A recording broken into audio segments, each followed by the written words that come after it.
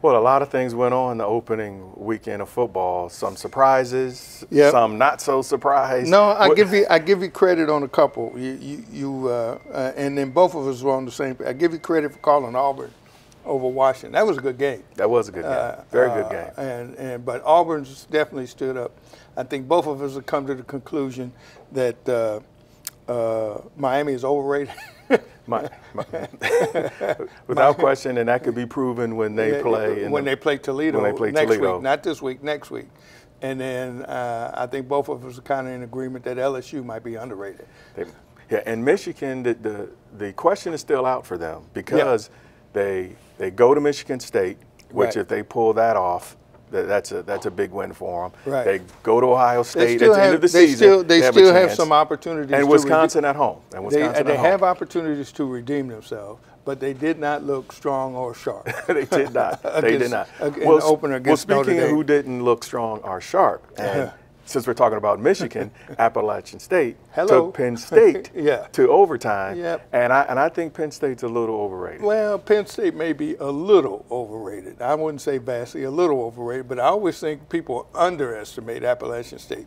That's their history. What they did last week. Oh yeah, Michigan tell you all about it. Yeah, they do that annually. And the one thing they show up with that other teams always underestimate, but it always shows up early in the season, is speed. Yes. You know, their speed is not, they're not banged up, they're not whatever. Their speed looks good. Something about that mountain air. Yeah, something.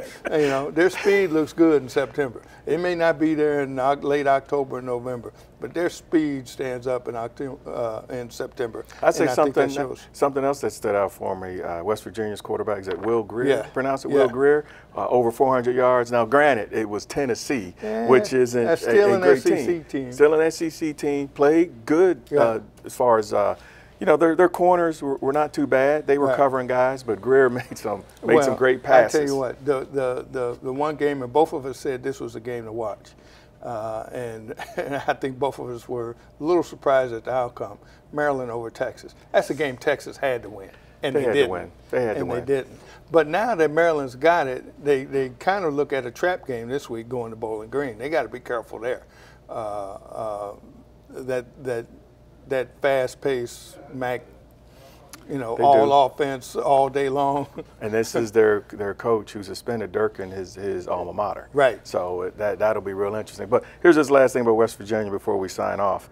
West Virginia has TCU in Texas and Oklahoma at home. Right. They end the regular season with Oklahoma. So West Virginia could, I don't know about getting to the national picture, but they can get into the picture as far as being one of the elite teams. I've said all along, I think the Big 12 may be, you know, Kansas aside, Big 12 may be one of the best, deepest college football conference in the country. You mean the basketball conference, Big 12? Well, no.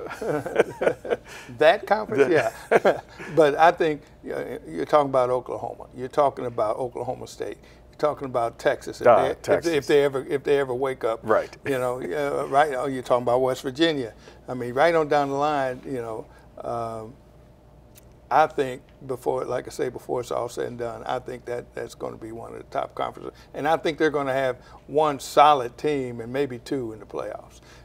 Although I must say SEC looks stronger than I thought the first weekend of the season.